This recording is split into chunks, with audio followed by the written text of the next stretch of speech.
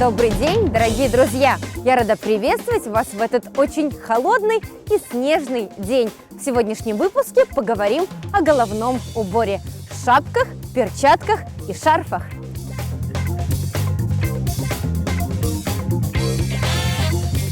Дорогие друзья, головной убор – баш кием, шапка – шапке. А если это шапка-ушанка, тогда это колпак. У меня есть шапка. Менің шапкем бар. Я забыл шапку. Мен шапкемны уnuттым.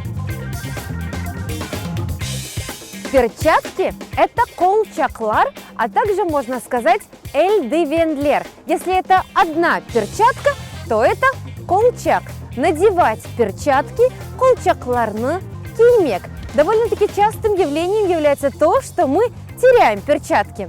Я потерял перчатку. Мен колчакны жойдым. Урметли серджилер. Шарф – это шал. Взять шарф. Шалны алмак.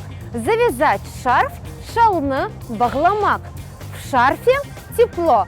Шарф сыджак тута. На этом я с вами прощаюсь. До скорых встреч. Корушкенде!